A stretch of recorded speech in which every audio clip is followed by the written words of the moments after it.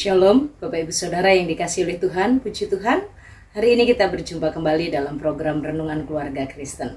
Kita bersyukur karena kasih setianya, kita bisa bersama-sama menikmati hari yang baru. Bapak Ibu Saudara, mari kita bersama menaikkan doa kita, menyiapkan diri kita untuk merenungkan firman Tuhan. Mari kita bersatu dalam doa. Tuhan Yesus, terima kasih Tuhan sudah berkati kami.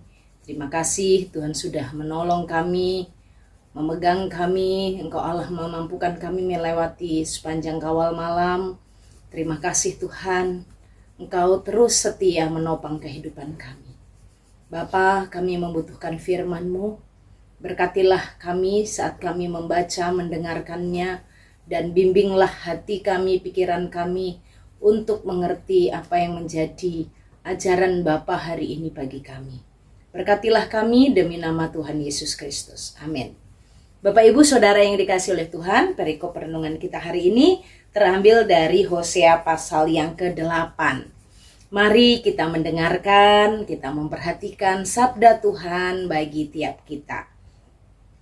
Tiuplah sangkakala, serangan laksana Raja Wali atas rumah Tuhan, oleh karena mereka telah melangkahi perjanjianku dan telah mendurhaka terhadap pengajaranku.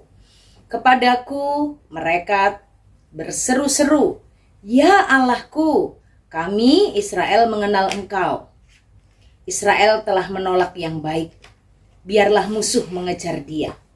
Mereka telah mengangkat raja tetapi tanpa persetujuanku.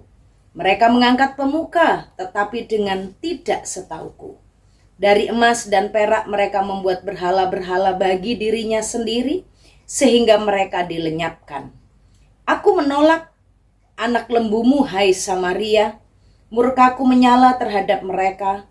Sampai berapa lama tidak dapat disucikan? Orang-orang Israel itu dibuat oleh tukang dan itu bukan Allah. Sungguh akan menjadi serpih anak lembu Samaria itu. Sebab mereka menabur angin, maka mereka akan menuai puting beliung. Gandum yang belum menguning tidak ada pada mereka. Tumbuh-tumbuhan itu tidak menghasilkan tepung dan tidak memberi hasil. Maka orang-orang lain menelannya. Israel sudah ditelan.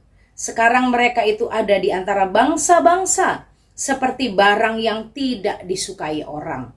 Sebab mereka telah pergi ke Asyur, bagaikan keledai hutan yang memencilkan diri. Efraim telah membagi-bagi hadiah cinta, sekalipun mereka membagi-bagi hadiah itu di antara bangsa-bangsa. Sekarang ini aku akan mengumpulkan mereka dan sebentar lagi mereka akan berhenti mengurapi raja dan para pemuka. Sungguh Efraim telah memperbanyak mezbah. Mezbah-mezbah itu menjadikan mereka berdosa. Sekalipun kutuliskan baginya pengajaranku, itu akan dianggap mereka sebagai sesuatu yang asing. Mereka mencintai korban sembelihan, mereka mempersembahkan daging dan memakannya, tetapi Tuhan tidak berkenan kepada mereka. Sekarang Ia akan mengingat kesalahan mereka dan akan menghukum dosa mereka. Mereka harus kembali ke Mesir. Israel telah melupakan pembuatnya dan telah mendirikan istana-istana. Yehuda telah memperbanyak kota-kota yang berkubu, tetapi aku akan melepaskan api ke dalam kota-kota mereka, sehingga puri mereka dimakan habis. Terpujilah Tuhan, Allah yang berfirman buat saya dan Bapak Ibu Saudara, dan diberkatilah kita yang mendengarkan, membaca, melakukan firman Tuhan dalam hidup tiap-tiap hari. Bapak Ibu Saudara yang dikasihi oleh Tuhan, bagian perikop perenungan kita dari Hosea pasal 8 ayat 1 sampai ayat yang ke-14 mengingatkan dan terus mengingatkan kepada saya dan Bapak Ibu Saudara betapa Allah itu merindukan umatnya mengenal Allah, dan Allah merindukan umatnya mengenal diri mereka, mengenal diri sendiri. Saat mereka mengenal diri mereka, mengenal Allah, maka mereka akan bersikap dengan benar. Bapak Ibu Saudara yang dikasihi oleh Tuhan, Kalau kita memperhatikan dengan sungguh tadi perikop yang kita baca, Tuhan sedang mengungkapkan kekecewaan hatinya. Bagaimana umat yang dibuatnya itu, umat yang dicintainya itu, umat yang dikasihinya itu, umat yang dijaganya, umat yang dipeliharanya, yang telah dibebaskan dari Mesir, disertai di padang gurun, dibawa ke tanah perjanjian, diberkati melimpah-limpah, tetapi mereka melupakan Tuhan. Mereka mendirikan istana mereka. Mereka membangun kota-kota berkubu. Untuk apa itu? Bukan masalah mereka untuk menjadi lebih kuat. Bukan, Bapak Ibu Saudara. Istana itu dibangun. Kota-kota berkubu itu dibangun untuk menganggap diri mereka sudah kuat. Tidak perlu lagi Tuhan. Mereka sekarang sudah menjadi sebuah kerajaan yang memiliki istana. Menganggap diri sudah bisa tanpa Tuhan. Mereka sudah memiliki kota-kota berkubu. Untuk apa lagi perlindungan Allah? Kami sudah punya kota-kota berkubu. Mereka membangun diri mereka dengan melupakan Tuhan. Mereka membangun diri mereka, mereka menganggap diri mereka bisa dan sanggup dan tidak lagi membutuhkan Tuhan. Disinilah umat Israel mulai menjauh dari Tuhan. Saat mereka membuat patung di Samaria, mereka tidak lagi mengarahkan ibadahnya kepada Tuhan. Bapak Ibu Saudara yang dikasihi oleh Tuhan, bagian yang dilakukan oleh orang-orang Mesir terhadap Israel sebenarnya telah dilepaskan. Di Mesir mereka ditindas, tapi Tuhan melepaskannya. Tapi Tuhan katakan, karena engkau tidak lagi mengingat Tuhan, engkau melupakan Tuhan, maka aku akan mengembalikan kamu ke Mesir. Akan dikirimkan kembali kepada penindasan. Bapak Ibu Saudara yang dikasihi oleh Tuhan, apa yang dilakukan umat Israel?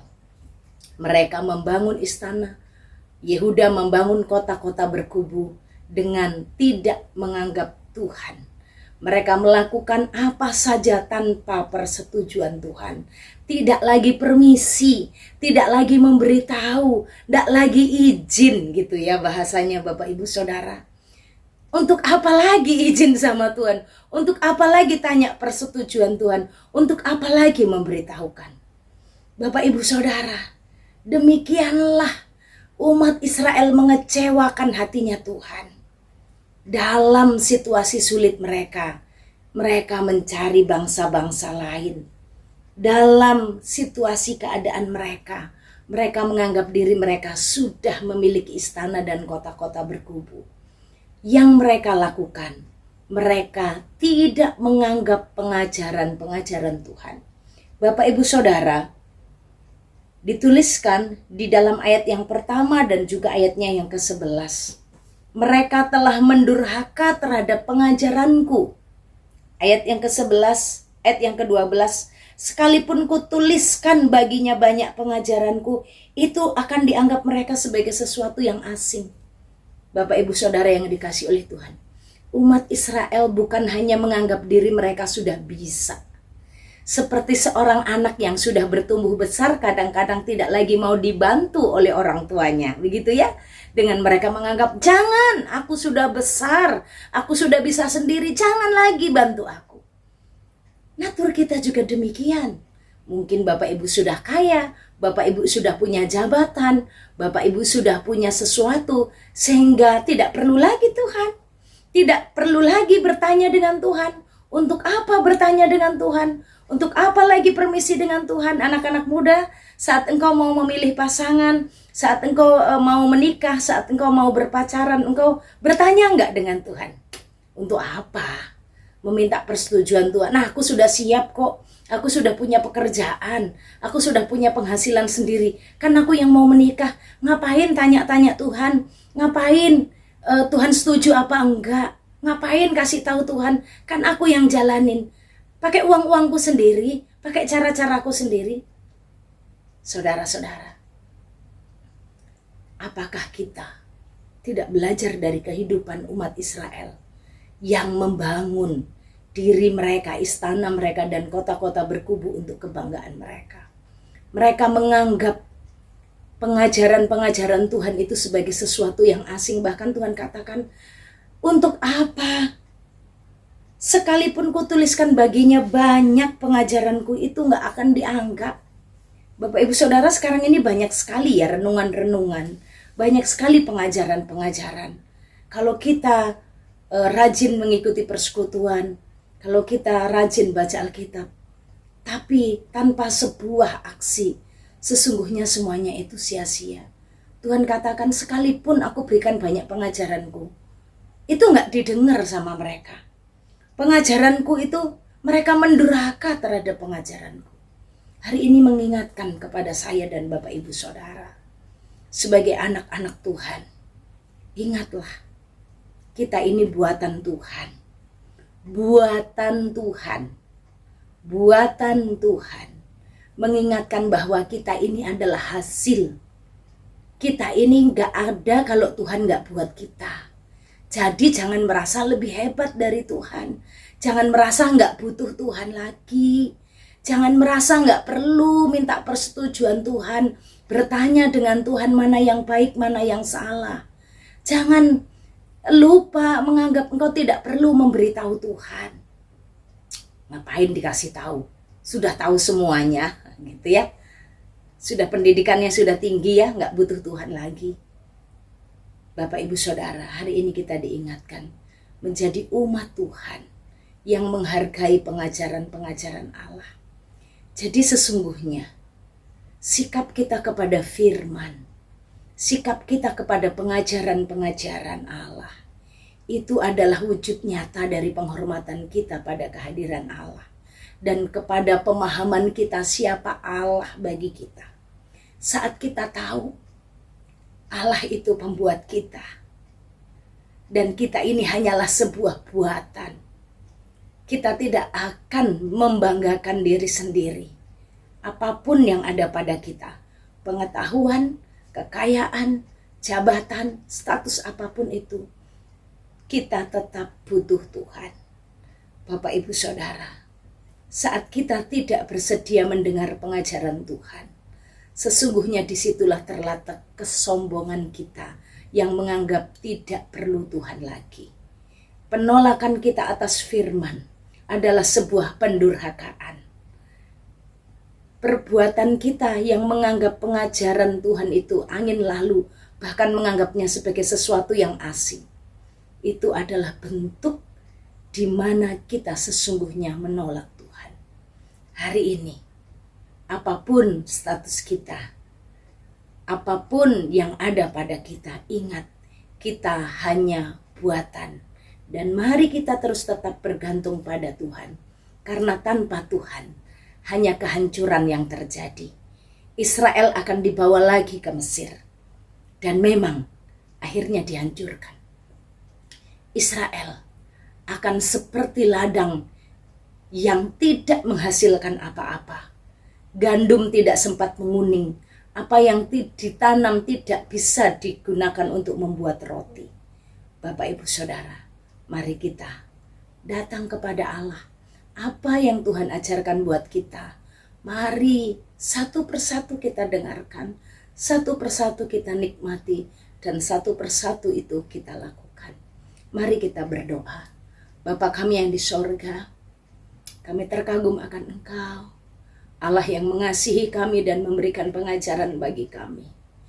Ajari kami menghormati pengajaran-Mu. Ajari kami melakukan pengajaran-Mu itu. Ampuni kami ya Allah jika Engkau mendapati kami tidak memperhatikan dengan sungguh atau menganggap angin lalu firman-Mu itu. Tolonglah kami dan pulihkanlah hidup kami. Tuhan berkati setiap kami dalam pekerjaan, pelayanan, aktivitas kami. Tuhan berkati kesehatan kami, jaga lindungi keluar masuk kami. Tuhan tolonglah kami.